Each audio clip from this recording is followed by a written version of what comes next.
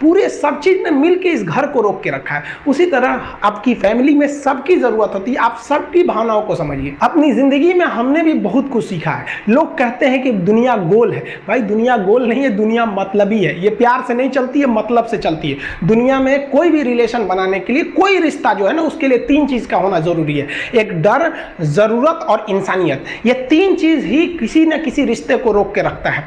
एक teacher student में relation होता है, उसको डर है कि टीचर के पास पढ़ेंगे ना जल्दी रिजल्ट होगा, अपने से पढ़ेंगे थोड़ा लेट हो सकता है।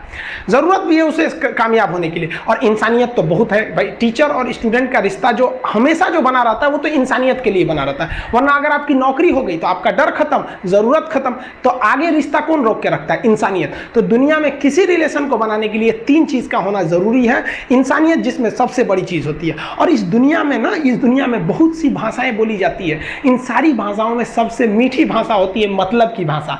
अगर आपसे कोई बहुत मीठा बोलने लगा ना, समझिए कि कहीं ना कहीं मतलब छुपा है। मतलब की भाषा बहुत होगी यहाँ पे। लेकिन ये जुबान जो है ना आजकल बहुत खतरनाक हो गया। कभी कभी देखते होंगे कुछ लोग आपके गलत बात का भी जवाब नहीं दे पाते हैं। तो जवाब देने भाई साहब सबको आता है। बीच में माँ बाप का संस्कार चला आता है, और संस्कार बहुत चीज़ होती है। संस्कार यदि आपके अंदर है तो सब कुछ हारने के बाद भी आप जीत सकते हैं। और अगर संस्कार की जगह अहंकार आ गया ना, तो जीता हुआ भी चीज़ों को हार सकते हैं।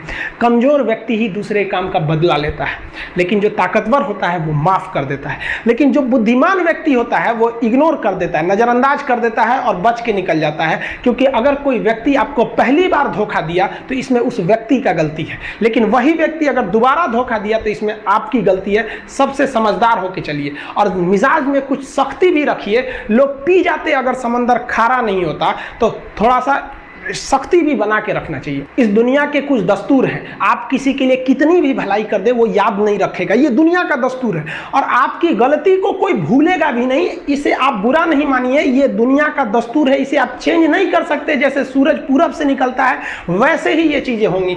लेकिन हम आपसे कहते हैं, आप दुनिया में आज कई लोग होते हैं दूसरे को लगते हैं सिखाने। आप क्यों दूसरे को बार बार ज्ञान देने लगते हैं? आप अपने आप को क्यों ज्ञानी समझने लगते हैं? दूसरे को सुधारने की कोशिश मत कीजिए, बल्कि खुद सुधरिए। आपके सुधरने से हो सके कि पृथ्वी से एक बुरा इंसान सुधर जाए। आप समाज में जहां भी रहेंगे तो आपके पास बहुत सारे लोग आएंगे, कुछ गलतियां भी करेंगे, कुछ अच्छा काम भी करेंगे। जब भी किसी की प्रशंसा कीजिए तो पूरी महफिल में कीजिए कि ये व्यक्ति ने अच्छा काम किया।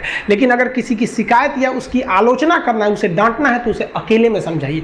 और डांटने के बाद उसमें इस तरह से कर दीजिए, उसमें प्रशंसा मिला दीजिए। कोई गलती कर दिया, मान लीजिए आपका छोटा भाई नहीं पढ़ाई किया, गलत कम नंबर लाया, तो उसे डांटिए कि, लेकिन अकेले में डांटिए कि इतना कम नंबर क्यों लाया। फिर उसे उसी में एक पॉजिटिवनेस जोड़ दीजिए। तुम्हारे में इतना मेहनत है, हम इसलिए डांट रहे हैं कि तुम कर सकते थे लेकिन क्यों नहीं किए।